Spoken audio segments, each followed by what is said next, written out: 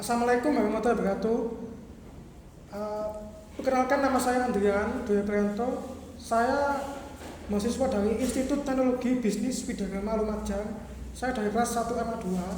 Saya selaku host di sini ingin membawakan acara podcast ya yang bertajuk atau topik herd mentality. Di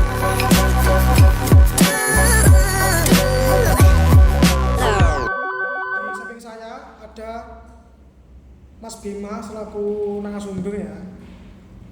Untuk itu Mas Bima silakan untuk memperkenalkan diri terlebih dahulu. Perkenalkan, nama saya Diwadi, dari kelas 3 MA6 Prodi Manajemen. Nah, gini Kak, ini kan kita membahas tentang herd mentality ya. Herd mentality. Herd mentality kan banyak sekali ya para tokoh-tokoh yang mengartikan atau mendefinisikan sebagai ilmu ya.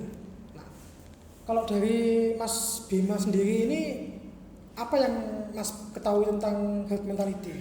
Herd mentality ya, menurut saya sih secara simpel tuh herd mentality adalah keadaan di mana mental seseorang itu dalam keadaan tidak baik. Dalam artian mental seseorang itu terganggu gitu. Oke, terganggu ya. Iya. Berarti mentalnya kurang baik ya, kurang sangat baik. terganggu ya. Oke. Untuk definisi kan sudah Kak Bima sampaikan ya. Nah, yang kedua ini tentang apa saja sih contoh atau jenis tentang herd mentality gitu. Contoh-contohnya itu stres, mungkin berujung dengan depresi. Kebanyakan anak-anak zaman sekarang tuh hidupnya kayaknya banyak yang rumit gitu. Sebenarnya sih nggak serumit apa yang dipikirkan gitu. Tapi balik lagi ke pribadi masing-masing gitu. Semua kan punya porsinya masing-masing ya, dalam menghadapi suatu permasalahan gitu. Oke. Baik. Kemudian jenis-jenisnya yang dialami oleh generasi milenial ini ya, terkait herd mentality gitu. Jenis-jenis mental healthy itu mungkin patah hati mungkin kali ya. Sebenarnya kalau untuk masalah pasti datang dari banyak faktor. Salah satunya yaitu patah hati, atau mungkin bisa dari faktor keluarga, lingkungan pertemanannya juga bisa jadi. Kalau untuk masalah, semua orang pasti punya masalah. Ya tergantung masing-masing untuk menghadapinya gitu. Yang bikin kayaknya Itu ya cukup ya. Oke. Berarti patah hati itu ya, depresi, gangguan jiwa itu masuk ke jenisnya kan? ya Oke. masuk juga. Siap. Untuk selanjutnya bagaimana Kak tanggapan Kak Bima ini terkait herd mentality? Herd mentality. Ya. Herd mentality. Tanggapannya untuk herd mentality. Oh, tanggapannya. Ya. Kalau saya sih, dari saya herd mentality itu penting ya. Penting. Soalnya kalau mental kita terganggu, pasti kita tidak akan bisa melakukan hal-hal yang dilakukan oleh orang normal lain gitu. Kita kayak banyak beban gitu, mungkin bisa jadi. Terus bisa mengganggu kehidupan sehari-hari itu. Berarti sangat terganggu ya untuk Iya, aktivitas ya. mengganggu sekali. Nah, cara menghadapinya bagaimana tuh Kak? Cara menghadapi problematika dari herd mentality? Menurut saya pribadi ya, Iya. cara menghadapi mental health ini dengan cara mencari kesibukan, tidak memikirkan hal-hal yang mengganggu mental kita, menjadi down gitu. Soalnya dengan cara mencari kesibukan diri itu kita nggak gampang kepikiran yang membuat kita kayak menjadi stres Stres gitu kan ya. Berarti mungkin tambahan sedikit ya, Iya. dengan olahraga itu kan bisa bisa jadi. bisa jadi Kak ya. Bisa jadi.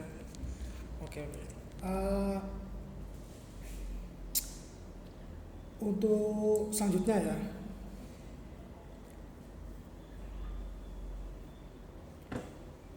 ini mungkin pertanyaan yang dari Kak Bima ya, bisa jadi pendapat mungkin.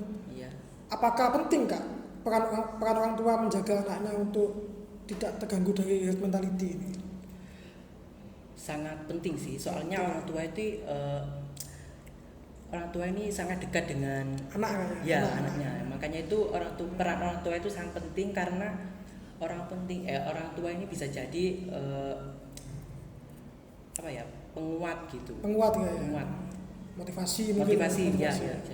Jadi orang tua itu sangat penting ya, menjadi pendorong untuk anaknya ya, ingkang sos tulodo ya, di depan memberikan contoh ya. di tengah memberikan dorongan ya, di belakang memberikan motivasi. Jadi orang tua sangat penting nggak? Penting. Oke. Terkait motivasi Kak, kan ini kan mencakup atau yang menjadikan poin utama ya motivasi ini ya dalam meningkatkan herd mentality ya. Nah dari Kak Bima sendiri motivasi yang seperti apa Kak? Dari untuk meningkatkan herd mentality seseorang ini? Motivasi saya sih buat mereka-mereka yang terkena herd mentality, tetap semangat. Kalian tidak sendirian di sini, kalian juga masih punya teman-teman, keluarga gitu. Bahkan kalau kalian merasa sendiri, kalian punya Tuhan kok di sini gitu. Iya. Jadi balik lagi ke personalitinya seseorang ini ya. Jadi balik lagi ke personality ya.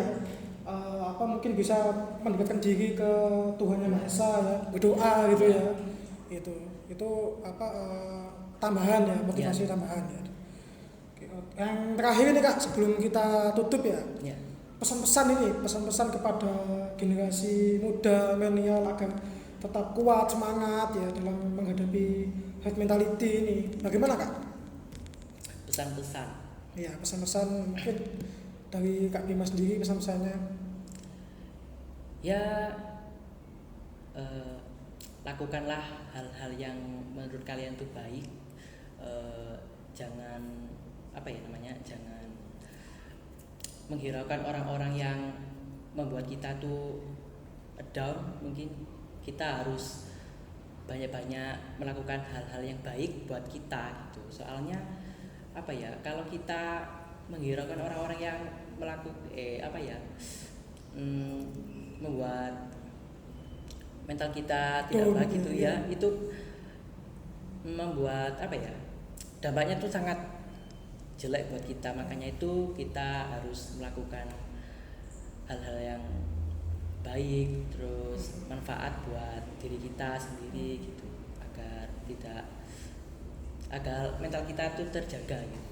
Ya, baik. Cukup menarik ya pesan-pesan yang disampaikan oleh Kak Bima ya. Jadi untuk teman-teman yang punya herd mentality ya, kalian harus mendekatkan diri kepada Tuhan, berdoa gitu ya, minta pertolongan ya, gitu. Kesimpulan ini mungkin ya dari saya Kak ya.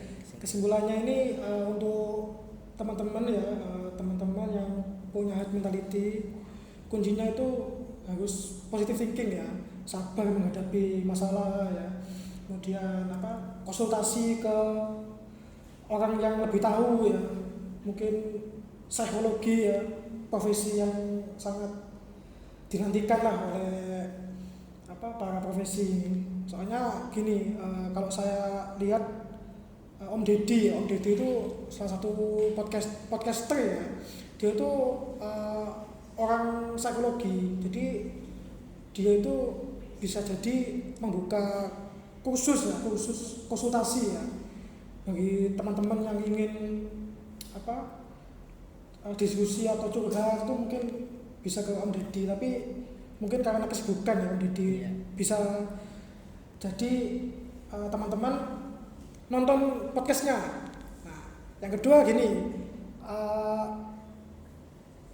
mencontoh perilaku yang baik dari seorang tokoh ya, yang ini salah satu tokoh yang mungkin kurang dikenal ya oleh generasi milenial ya, namanya Tan Malaka ya. Tan Malaka itu pahlawan yang terlupakan. Dia tuh pernah buat kutipan yang sangat menginspirasi ya. Kutipannya tuh gini, terbentur dan terbentur. Jadi apapun yang kalian hadapi saat ini ya, masalah besar, kemudian mentalnya down, itu harus dibentuk. Proses ya, intinya tuh proses dulu, proses dari nol ya, kemudian perlahan tuh pada akhirnya akan terbentuk gitu. Itulah yang dinamakan cara menghindari dari herd mentality ini. Jadi teman-teman tuh harus introspeksi diri lah gitu. Kalau nggak bisa konsultasi ke orang lain, mungkin bisa introspeksi ke diri sendiri gitu. Itu aja sih Kak, dari saya kesimpulannya ya. Oke, pada akhir ujung acara saya ingin mengucapkan terima kasih kepada Kak Bima selaku narasumber ya. Terima kasih Kak ya atas waktunya ya, yang pagi ini yang cerah ya. Atas perhatiannya kami ucapkan banyak terima kasih ya. Kurang lebihnya mohon maaf atas segala kekurangan kami. Wassalamualaikum warahmatullahi wabarakatuh.